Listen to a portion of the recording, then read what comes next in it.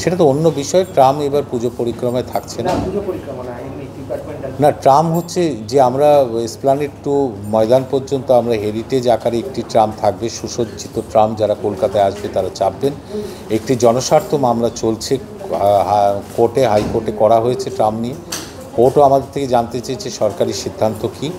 আমাদের সিদ্ধান্ত আমরা যথাসময় কোর্টকে জানিয়ে দেব যে বাকি লাইনগুলোতে আমরা ট্রাম চালাবো না, এবং সেই লাইনগুলো তুলে ফেলা দরকার, কারণ এতে ছোট ছোট গাড়ির অ্যাক্সিডেন্ট হচ্ছে। তাহলে কি শুধুমাত্র একটা রুটেই ট্রাম চলবে? একদমই একটা রুটেই ট্রাম চলবে, কারণ আজকে আর ট্রাম চালানো সম্ভব নয়, কারণ 150 বছর অতিক্রান্ত হয়ে গেছে ট্রামের জন্ম থেকে।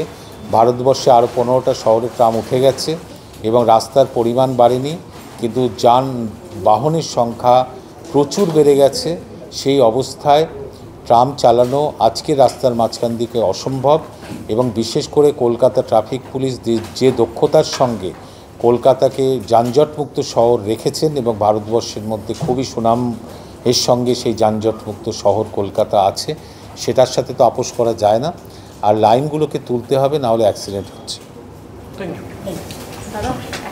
ইউ।